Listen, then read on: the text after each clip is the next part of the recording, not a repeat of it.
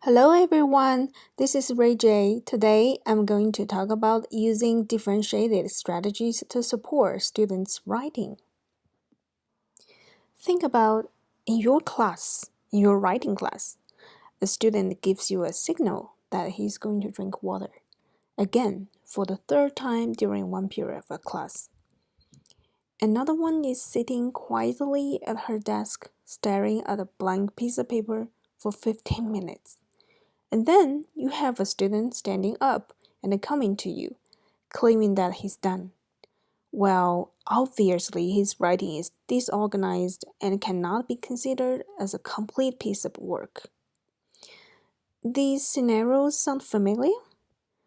Yes, they happen every day in my class. Writing is always the part that my students struggle mostly with.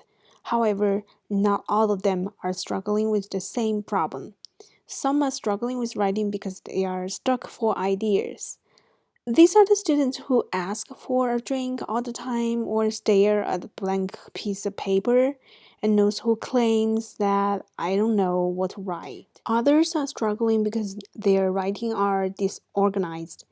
They have things to write, but the products are often illogical and hard to understand. Finally, another group of students struggle with writing because they feel the assignment has nothing to do with them, or they have no background knowledge to write on the topic. So, today I will share some strategies with you to help enhance students' writing. Some of them I have already used in my writing class and worked really well. Some I haven't, but you can try and let me know if it works for your students.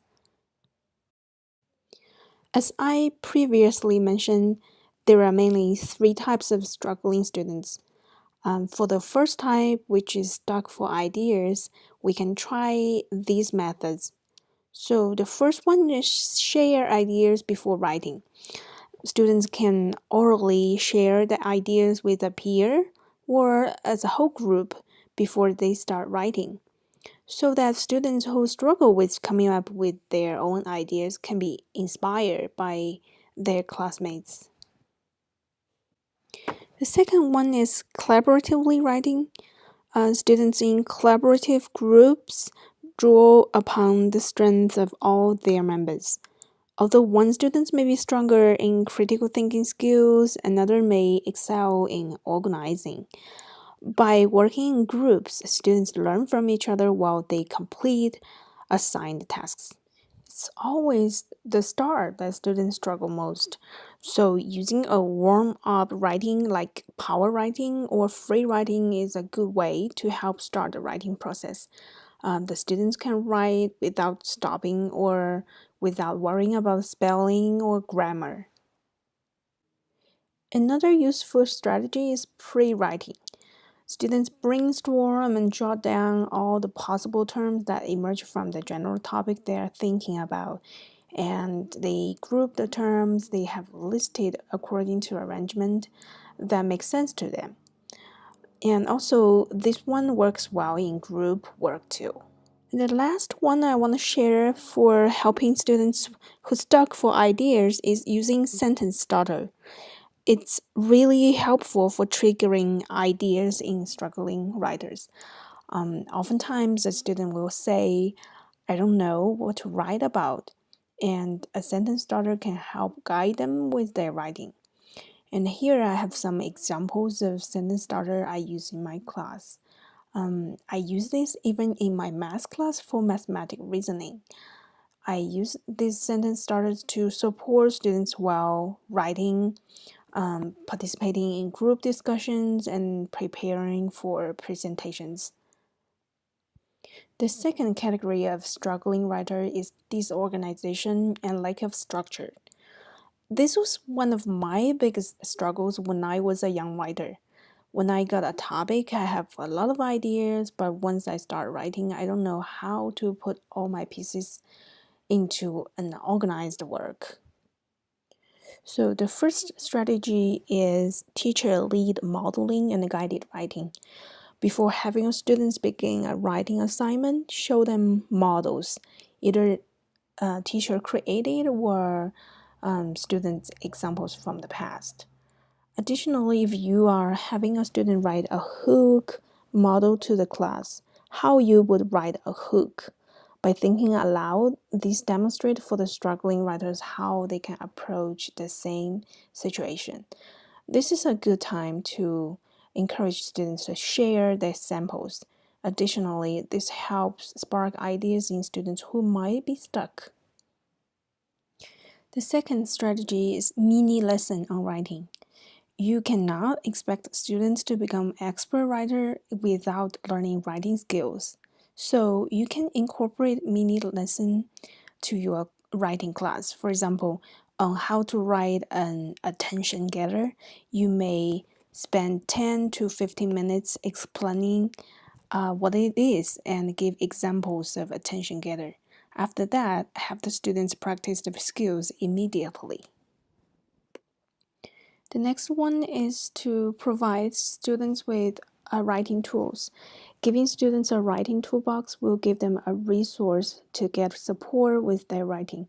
For instance, provide students with a list of transitional words and phrases for the writing they are tackling, or give students a list of dead words that they should avoid using in their writing and a list of alternative words to use instead. Giving students a resource to refer to while writing will help them overcome their writing challenges. The last one is to use graphic organizer in your writing class. Many struggling writers do better with a visual. Breaking writing up into more manageable chunks makes the task seem less daunting and more doable. This is one of the strategies I use most in my writing class, and here I listed some graphic organizers I found and worked really well in my class. One is hamburger graphs. You have a topic sentence and several supporting details in the middle, and a conclusion at the bottom. Another one is persuasion map. You have a statement and then list the reasons and details to support the reason. One is spider map. You write a topic or main idea in the center and then write details to support the main idea. The last one is pros and cons table.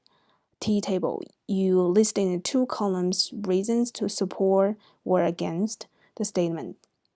The final category of struggling is disconnect from the assignment. Sometimes the problem is that students have no previous experience that they can relate to the topic, or there's no motivation to write. So the following strategies might help. First, we can give students choices they can choose to write. Once they have the choice, they will have more to say or to write. There's little drive and motivation to do their best work when students are simply writing for a teacher to grade. Thus, it is important to create an authentic writing situation for students. Have them write a blog post to share with the entire third grade, or have them create a persuasive travel brochure. When there's a greater purpose to their writing, even struggling writers invest more in the assignment. Since students are so different with their writing abilities and their struggles, it is important to find a time to meet with students in small groups or individually to identify each student's strength and weakness. Knowing which area to target for each writer will allow you to scaffold and support each student in the area in which they could benefit the most. So this is my 2 cents on teaching writing. And there's one more thing I would like to share with you, which I read from a blog of it says the root of the problem, educators agree, is that teachers have little training in how to teach writing and are often weak or unconfident writers themselves. So her way to solve the problem is becoming a confident and happy writer herself. I hope everyone will enjoy writing and teaching writing. Thanks for watching.